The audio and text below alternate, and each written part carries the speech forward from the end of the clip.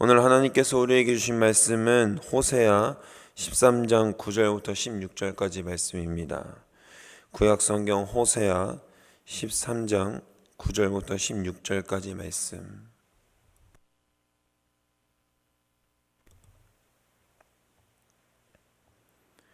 우리 다 함께 하나님께서 주신 말씀 받들어 읽겠습니다. 이스라엘아, 내가 패망하였나니 이는 너를 도와주는 나를 대적함이니라. 전에 내가 이르기를 내가 왕과 지도자들을 주소서 하였느니라. 내 모든 성읍에서 너를 구원할 자 곧 내 왕이 이제 어디 있으며 내 재판장들이 어디 있느냐. 내가 분노함으로 내게 왕을 주고 진노함으로 패하였노라. 에브라임의 불의가 봉함되었고 그 죄가 저장되었나니 해산하는 여인의 어려움이 그에게 임하리라. 그는 지혜 없는 자식이로다. 해산할 때가 되어도 그가 나오지 못하느니라. 내가 그들을 수월의 권세에서 속량하며 사망에서 구속하리니 사망아, 내 재앙이 어디 있느냐. 수월아, 내 멸망이 어디 있느냐. 뉘우침이 내 눈앞에서 숨으리라. 그가 비록 형제 중에서 결실하나 동풍이 오리니 곧 광야에서 일어나는 여호와의 바람이라. 그의 근원이 마르며 그의 샘이 마르고 그 쌓아둔 바 모든 보배의 그릇이 약탈되리로다. 사마리아가 그들의 하나님을 배반하였으므로 형벌을 당하여 칼에 엎드러질 것이요 그 어린아이는 부서뜨려지며 아이벤 여인은 배가 갈라지리라. 아멘. 오늘 우리가 읽은 본문에 얼마나 안타깝고 무서운 상황이 등장합니까? 이스라엘 백성은 스스로 언약 백성의 지위를 잊어버리고 마치 이제는 멸망하는 것만 기다려야 하는 상황에 놓였습니다. 망하는 것을 무기력하게 지켜봐야 하는 심정, 그 심정 가운데에서 더 이상 아무데도 또 아무것도 기대할 곳 없고 기대할 수 없는 상황에 처해 본 적이 있으십니까? 혹시 성도님들 가위에 눌려 보신 적 있으십니까? 하나의 의학적 현상인데요, 수면 마비라고 한다고 합니다. 그러니까 뇌는 잠을 깼는데 정신과 몸 사이에 시차가 생겨서 몸은 가만히 자고 있는데 정신만 깨어서 생기는 현상이라는 거죠. 렘 수면 상태에서 몸이 움직이지 않는 것은 당연한 일입니다. 그래서 정신이 일찍 들면 몸이 움직이지 않으니까 마비되었다라는 생각을 하며 착각하게 된다라는 겁니다. 이런 상태는 보통 1분에서 4분 정도 지속되는데 대표적인 증상으로는 공포, 불안, 환각, 누군가 이 방에 있는 것만 같은 인기척, 그리고 발성과 움직임 불가 같은 증상들이 있다고 하죠. 이런 증상을 겪는 이유는 바로 우리가 렘수면 상태에서 꿈을 꾸기 때문에 그렇습니다. 내가 꿈을 꾸는 도중에 의식이 들어서 정신과 몸 사이의 간섭, 즉 꿈이 의식으로 침투해서 마치 눈앞에 무슨 일이 벌어지는 것만 같은 환각이 일어나게 되는 거죠. 이런 수면 마비를 경험해 보신 분들이라면 그 상황이 얼마나 무기력하고 두려운지 아실 겁니다. 정말 아무것도 할 수 없거든요. 저도 가위에 눌려 본 적이 있습니다. 제가 보기에도 정말 기골이 장대하고 힘을 잘 쓸 것 같지 않습니까? 근데 정말 아무것도 할 수 없더라고요. 그래서 저는 어떻게 했냐면 정신력으로 버텼습니다. 앞에 누군가 정말 있는 것 같은데 이렇게 막 기합을 주면서 그 가위를 깨려고 했던 경험이 있습니다. 그런데 정말 무섭더라고요. 두렵더라고요. 그 아무것도 할 수 없는 무기력감을 오늘 이스라엘 백성도 느끼고 있다라는 것입니다. 왜냐? 하나님께서 언약 백성으로서의 지위를 주셨는데도 불구하고 스스로 불순종하고 우상 숭배하고 하나님께서 가증하게 여기시는 것들을 자신네들 스스로 무덤을 파면서 하나님께서 허락하신 축복들을 걷어차버린 상황 가운데서 하나님께서 뭐라고 말씀하시죠? 이제 너희가 망하였다. 너를 대적하는 이가 이제 내가 너를 대적하겠다라고 말씀하시는 아주 안타깝고 두렵고 무서운 상황에 처했다라는 것입니다. 오늘 본문에 드러나는 안타까운 상황을 우리는 반면교사 삼아서 하나님 앞에서 진실된 약속과 언약 백성으로서 살 수 있는, 바로 설 수 있는 우리 사랑하는 모든 도원동교회 성도님들 되시기를 주님의 이름으로 소망하고 축복합니다. 첫 번째는 하나님보다 강한 것입니다. 북이스라엘 멸망은 정확하게 하나님과의 언약을 파기하고 이스라엘 스스로 범죄에 앞장선 이유 때문에 그렇습니다. 정치력이 어떻고 군사력이 어떻고는 그 다음에 우리가 살펴봐야 할 문제이고요. 가장 먼저 살펴볼 것은 바로 그들의 신앙이 하나님 앞에서 온전하게 지켜졌는지 아닌지를 우리가 살펴볼 필요가 있다라는 것이죠. 북왕국의 왕들은 우리가 익히 들어서 알고 있듯이 선한 왕이 별로 없습니다. 오히려 아주 악독하고 하나님 앞에서 크게 범죄한 왕들이 유명합니다. 아합, 오므리, 아하스.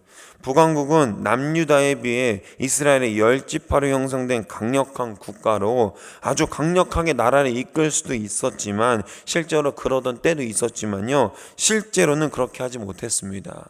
남유다에 비해 군사력이 강한 것은 맞았지만 그렇다고 해서 그것을 완전하게 모을 수 있는 신앙적인 배경이 있는 것도 아니었습니다. 우리 어떤 사람을 볼 때, 어떤 사람을 비하하며 욕할 때 어떻게 얘기하죠? 어휴, 저 근본 없는 놈, 저 근본이 없는 것들이 이래서 안 돼, 이런 얘기를 하지 않습니까? 말 그대로 북왕국은 근본이 없었다라는 거예요. 남유다에는 뭐가 남아 있었죠? 성소가 남아 있었습니다. 중앙성소, 하나님께서 임재하시겠다고 약속했던 중앙성소인 실로의 중앙성소 남아 있었기 때문에, 성전이 남아 있었기 때문에 남유다는 여전히 하나님 공동체로, 그렇다고 해서 엄청나게 잘 살았던 건 아니지만 그럼에도 불구하고 하나님 중심으로 모일 수 있는 근본이 있었다라는 것입니다. 그런데 여로보암이 왕이 됐을 때 계속해서 백성들이 제사를 드리려 남유다에 내려가려고 하는 거예요. 그러니까 여로보암이 어떤 묘수를 생각해내죠? 바로 금송아지를 만들어서 우상을 숭배하게 하는 것이었습니다. 남유다처럼 성전이 있는 것도 아니고, 성전을 가기 위해 자꾸 백성들이 남유다를 왔다 갔다 하다 보면 자신의 왕위가 위태로워질 것도 대비해서 그는 베델과 단에 분향단을 세우고 우상 숭배를 장려하기 시작합니다. 이것이 바로 이스라엘의 비극의 시작이자 완성입니다.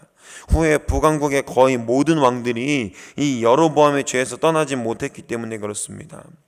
그렇게 이스라엘은 천천히 죄의 노예가 되어서 더 나아가 이제는 바울을 숭배하며 그 우상에 잠식되어 버립니다. 북이스라엘의 개혁자라고 불리는 예후는 바알을 근절하고 아합의 잔재를 다 파괴해버립니다. 아합의 모든 자식들도 다 멸절시켜버리죠. 그러나 여전히 금송아지만큼은 해결하지 못하고 그것을 그대로 따릅니다. 마치 자신들이 섬기는 우상이 하나님보다 강하고 하나님보다 능력이 있다고 믿고 따른 것과 다름이 없습니다. 보이는 하나님, 그리고 내가 만든 석상에 들어와 계시는 하나님, 인간이 만든 작은 석상 안에 하나님이 이 얼마나 안심되는 일입니까? 내가 십자가를 만들었는데 이 십자가에 하나님께서 거해 주신대요. 이 십자가를 만들어 놓고 단에 세우면 하나님께서 이 안에 임재하신다는 것입니다. 할렐루야. 얼마나 기쁜 일입니까? 얼마나 안심되는 일입니까? 얼마나 우리 마음 가운데 두려움이 있을 때 안심이 되고 위안이 되는 말입니까? 여러분이 바로 사람들에게 그것들을 각인시켜 놨다는 것입니다. 하지만 하나님은 우리 인간에 의해서 제한당하시는 분이 아니시죠.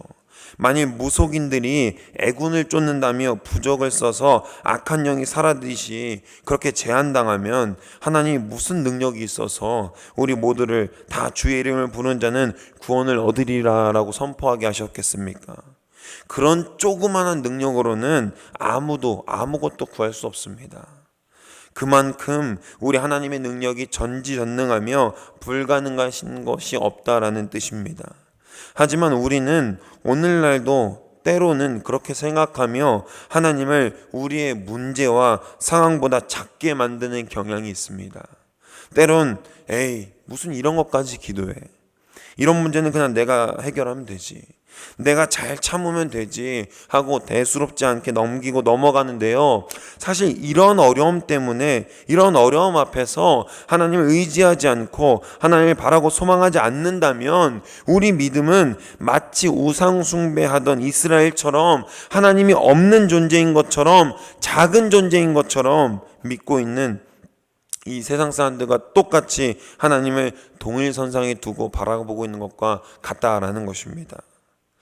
오늘 이 시간 간절히 바라기는 이 세상의 그 어떤 것도 하나님보다 강한 것이 없음을 깨닫고 기억하시길 소망합니다. 하나님의 능력을 인정하지 않는 것이 우상 숭배하는 것과 다르지 않음을 깨닫기 바랍니다. 전혀 다르지 않습니다. 우리를 구원하시는 이가 능력이 적다고 시인하는 것밖에 되지 않습니다. 북이스라엘은 계속해서 하나님보다는 아수르를 의지하고요, 아수르에게 착실히 조공을 바치면서 납작 엎드립니다. 우리도 종종 어떤 순간에는 세상 앞에 엎드리고 타협하면서 하나님의 말씀은, 우리의 예배는 등한시할 때가 있습니다. 우리의 지난 날을 회개하고 하나님을 무시하며 따르지 않았던 모습이 아니라 정말 사소하고 작은 것 하나까지 머리털수까지 헤아리시는 그 하나님께 우리의 모든 것을 다 내어놓고 기도하고 질문하고 주의 뜻대로 행할 수 있는 우리가 되기를 간절히 소망합니다. 우리의 능력보다, 우리의 상황보다 하나님이 크신 줄로 믿습니다. 내가 가야 할 길보다, 또 내가 할 수 있는 것보다 하나님의 능력이 크신 줄로 믿습니다. 그 하나님의 능력에 온전히 의지할 때 그 사소함 가운데에도 하나님께 끝까지 질문하고 물어뜯고 하나님께 나아갈 때 하나님께서 반드시 그 방법을 알려주실 줄로 믿습니다. 우리 두 번째는 다시 은혜입니다.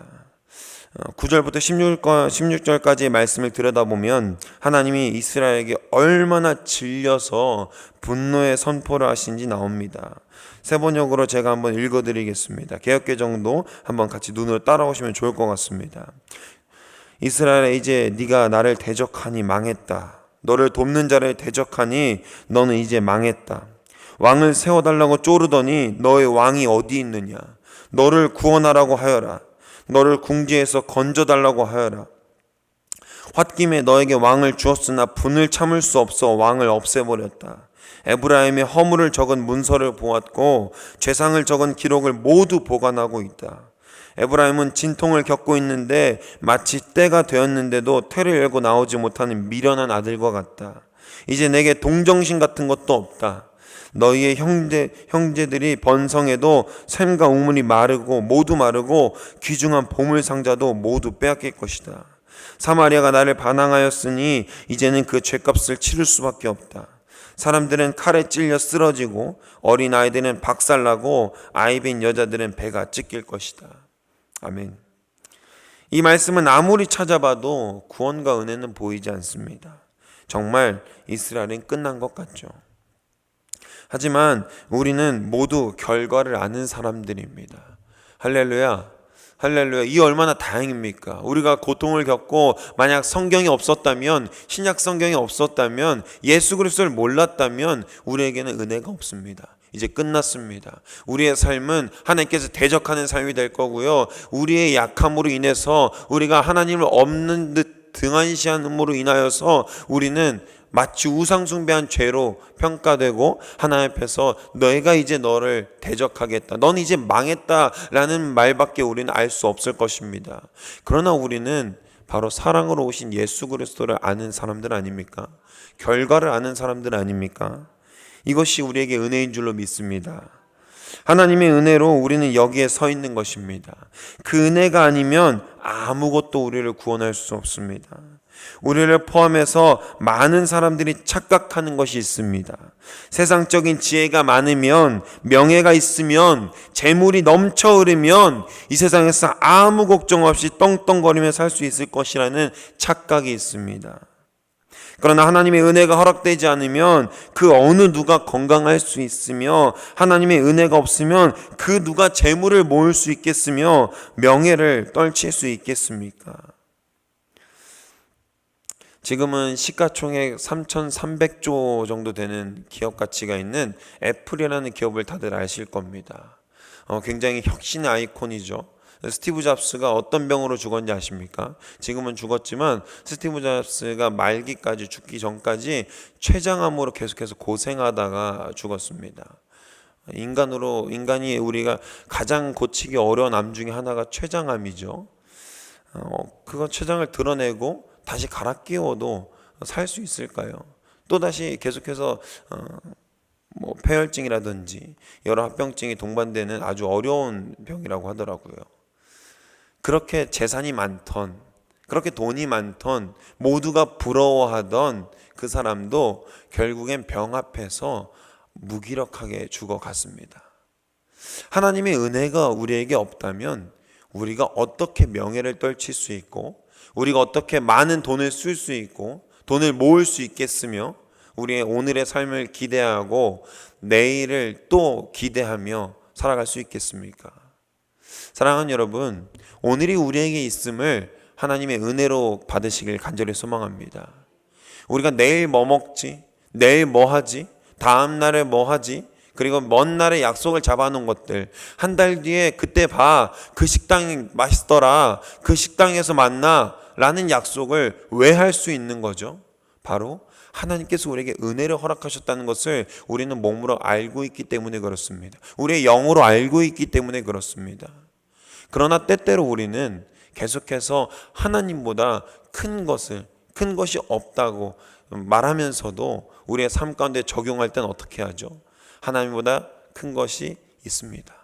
우리의 상황이 그렇고요, 우리의 자녀 손들의 상황이 그렇고요, 우리의 어려운 상황이 그렇고요, 우리의 두려움이 그렇습니다.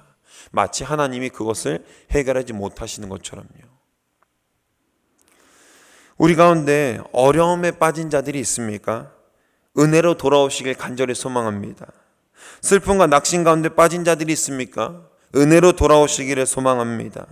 기쁨과 즐거움이 충만한 자들이 있습니까? 은혜로 돌아올 수 있기를 간절히 소망합니다. 하나님의 은혜로 시작된 우리는 모든 것을 은혜로 받아들이고 믿고 의지해야 하는 것인 줄로 믿습니다. 얼마 전에 여성교회 야유회를 다녀왔습니다. 다녀오기 전에 저희는 이제 이 장소가 좋은 곳인지 갈만한 곳인지 아닌지 미리 파악을 해요. 그냥 대충 이제 강 목사님이랑 저희가 정해가지고 여기 가자 이게 아니에요. 굉장히 이제 수고스러움을 감당하고 이때 여기 가서 이거 하고 저거 하고 하면 되겠다라고 답사를 갑니다. 근데 때마침 청년부도 그곳에 같이 간다는 거예요. 그래서 같이 강 목사님과 청년들과 함께, 청년 임원들과 함께 답사를 갔었습니다. 그 답사간 청년부가 캠핑을 갔다 왔죠. 저번 주 토요일 날 캠핑을 갔다 왔는데 그 답사할 때 캠핑 사장님이랑 잠깐 얘기할 수 있는 시간이 있었습니다. 그래서 저희가 이런저런 얘기하다가 사장님이 대뜸 그러시는 거예요. 교회에서 왔나 봐요. 그래서 저희도 좀 반가운 거예요. 교회 다니시나 보다. 우리 교회를 다니셨다면 장로님 정도 돼 보이는 그런 연배처럼 보이셨거든요. 그래서 교회를 다니나 보다. 우리 교회니까 조금 더 싸게 해주시려나? 저희가 기쁜 마음으로 얘기했습니다. 네, 교회에서 왔어요. 혹시 교회 다니세요? 라고 자신 있게 얘기했는데 그분이 뭘 하신 줄 알아요? 아니, 나는 종교가 따로 있다고 해서 어떤 종교를 다니세요? 불교세요? 이렇게 물어보려 했는데 나는 종교가 있어. 나는 자신교 이렇게 말하는 거였어요. 자신교가 뭔가 순간 제가 딱 했는데 자신교, 나는 나를 믿어. 나는 하나님 모르겠고 난 나를 믿어. 이렇게라고 말씀하시더라고요. 한마디로 자기 자신을 믿는 사람인 거죠. 웃으며 넘겼지만 은혜의 복음을 전달하는 사명을 가진 제게는 조금 안쓰러운 대답이었습니다. 스스로를 믿고 있는 그분은 스스로 구원받을 수 있을까요? 우리는 예수의 이름 없이는 결코 구원받을 수 없고 구원의 근처에 도달할 수도 없는 존재들입니다. 오늘 살아 숨쉬고 예배할 수 있는 이유 역시 바로 우리에게 하나님의 은혜가 있기 때문에 그렇죠. 내일을 기대할 수 있는 것도 바로 하나님의 사랑과 은혜가 있기 때문에 그렇습니다. 사랑하는 여러분, 오늘 이 시간 간절히 소망하기는 하나님의 심판의 대상이 우리가 아니길 소망합니다. 잘 생각해 보십시오. 얼마나 무섭습니까? 계속해서 타는 고통, 제가 20년 전, 30년 전만 해도 이런 유행이 굉장히 많았습니다. 지옥에 갔다 온 사람들 이러면서 간증하면 꼭 얘기해요. 너 거짓말했지. 아동부 애들도 항상 그런 성령 부흥 집회를 꼭 참석시켰잖아요. 제가 항상 듣고 무서웠던 게 그거였어요. 너 거짓말했지. 너 혀가 잘리고 근데 혀가 잘렸는데 끝이 아니야. 혀가 다시 나와가지고 또 잘려. 그리고 몸을 계속 타고 있어. 너 그러니까 거짓말 해야 되겠어? 안 해야 되겠어? 어린애들한테 막 그런 얘기를 하는 거예요. 안 되겠어요. 무서우니까. 얼마나 두렵습니까? 얼마나 무섭습니까? 그런데 하나님의 은혜가, 예수 그리스도의 사랑이 우리를 거기에 가게 하지 않겠다고 하시는 겁니다. 예수 그리스도의 은혜가 우리를, 하나님의 보좌에 우편에 앉으신 예수 그리스도가 우리도 같이 만들어 주시겠다고 말씀하셨습니다. 누구든지 주의 이름을 부르는 자는 구원을 얻으리라. 할렐루야. 할렐루야. 우리에게 있는 진정한 소망이 바로 이것입니다. 하나님께서 우리에게 허락하시는, 우리가 이 새벽에 나와서 이 말씀을 듣고 찬양하고 예배하는 이유는 하나님이 우리를 구원하셨고 사랑하시기 때문에 그런 줄로 믿습니다. 그 사랑의 확신이 있기 때문에 이 자리에서 오늘 우리는 예배할 수 있습니다. 오늘 말씀을 정리하려고 합니다. 사랑하는 여러분, 오늘 이 시간 만물의 주제가 누구이신지 깨닫고 주님 앞에 우리 무릎을 겸손으로 내어드릴 수 있기를 간절히 소망합니다. 우리 삶에 하나님보다 강한 것이 너무나도 많습니다. 내 의지를, 자아를 꺾고 하나님을 의지할 수 있기를 간절히 소망합니다. 스포츠 선수를 한번 생각해 보십시오. 금메달리스트를 한번 생각해 보십시오. 금메달리스트가 금메달을 따면 바로 코치진들을 바꾸고 감독을 바꿉니까? 아니죠. 자신이 금메달을 유지할 수 있게, 자신이 땄던 그 기록보다 더 상위적인 기록을 내기 위해서 지금의 코치와 지금의 감독과 나를 가장 잘 알고 있는 그 감독에게 나의 모든 것을 맡기고 그저 그 감독이 시키는 대로, 그 코치가 코칭하는 대로 따라가는 것입니다. 높이뛰기, 장대 높이뛰기 선수 우상혁 선수를 다들 아실 겁니다. 세계 랭킹을 얼마 전에 한 번 더 1위를 다 찍었더라고요. 포인트를 따서 금메달은 따지 못했지만, 얼마 전에 있었던 파리올림픽에서 금메달은 따지 못했지만 여전히 우리나라 한국 육상의 대스타죠. 그 사람이 그런데 감독을 얘기하는데 눈물을 막 흘리는 거예요. 감독님 죄송해요. 이번엔 제가 금메달 따고 싶었는데 못 땄어요. 그러면서 계속 펑펑 눈물을 흘리더라고요. 감독님이 자신의 삶을 포기하고 집에도 못 가고 나랑 합숙하면서 날 잘 코칭해 줬는데 내가 부족해서 못 땄다라고 얘기하면서 감독님을 얘기하더라고요. 얼마나 코치와 선수의 관계가 돈독합니까? 서로 얼마나 신뢰하고 믿는지 단번에 알 수 있는 인터뷰였죠.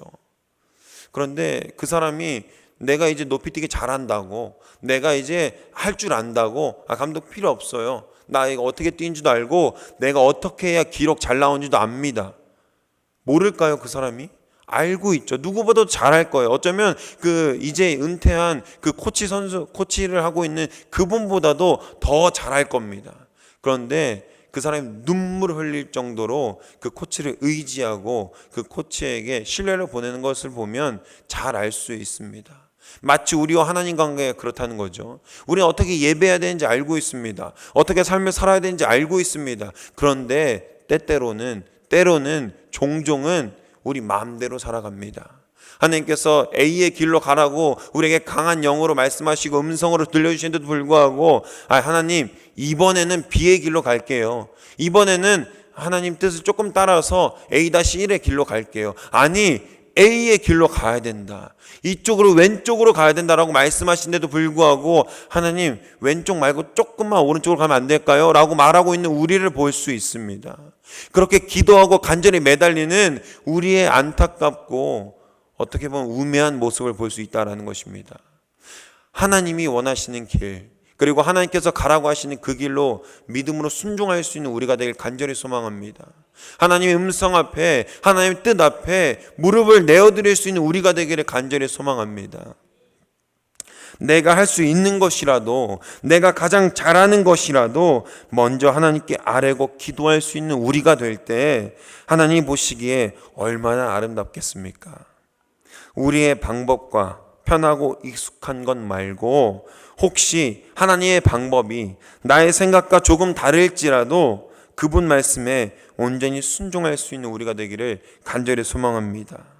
주님이 우리에게 약속하신 구원의 약속을 믿고 은혜로 설 수 있는 저와 여러분이 되시기를 주님의 이름으로 소망하고 축복합니다. 기도하겠습니다. 사랑해 주님 감사합니다. 이 시간 우리가 하나님 말씀의 은혜 앞에 다시 섭니다. 주님, 이스라엘 백성들은 희망이 없었습니다. 하나님께서 주신 언약 백성의 지위를 그냥 자신의 마음대로 차버리고 그 지위를 상실되고 하나님께서 이제 내가 너를 대적하겠다라는 안타까운 상황에 처했던, 정말 빠져나갈 구멍이 없는 그런 어려움 가운데 처했던 이스라엘 백성들을 봅니다. 주님, 우리도 때로는 그런 안타까움에 처할 때가 있습니다. 하나님께서 말씀하시는 그 길에 가라고 했는데 내가 내 뜻대로, 내가 가장 하고 싶은 대로, 내가 잘하는 것으로 그 길로 갔다가 낭패를 본 경험이 있습니다. 주님이 시간 우리가 간절히 바라고 깨닫기는 주님께서 허락하신 은혜의 길로, 주님께서 우리에게 가라고 말씀하시는 그 온전한 순종의 길로 나아갈 수 있도록 아버지 우리를 내려놓게 하여 주옵소서. 우리 자아를 내려놓고 우리 뜻을 내려놓고 하나님께 무릎으로 납작 엎드려서 순종할 수 있는 우리 사랑하는 더원동교 모든 성도님들과 제가 되기를 간절히 소망합니다. 주님께서 우리에게 힘과 지혜를 주십니다. 그리고 은혜를 허락하셨기 때문에 오늘도 우리가 오늘을 기대하며 내일을 소망하며 예배할 수 있는 줄로 믿습니다. 주님, 우리에게 은혜를 더하셨으니 그 은혜로 살아가게 하시고 그 은혜가 충만하게 넘쳐흐르는 귀한 우리의 일생이 되게 하여 주옵소서. 주님, 특별히 기도하기는 우리 가운데 병약한 육체의 열나움을 입은 자들이 있습니다. 수술이 필요한 자들이 있습니다. 계속해서 병중에 있는 자들이 있습니다. 마음이 어려운 자들이 있습니다. 주님, 우리에게 회복과 참 능력을 더하셔서 그들이 병상에서 일어나고 다시금 주님의 전에 기쁘게 나올 수 있도록 아버지 붙들어 주시옵소서. 마음이 상한 자들도 마찬가지입니다. 주님의 참 사랑과 평안을 허락하셔서 그들이 하나님의 이름을 기쁘게 부를 수 있는 주의 전에 기쁘게 나올 수 있도록 아버지 인도하시고 이끌어 주옵소서.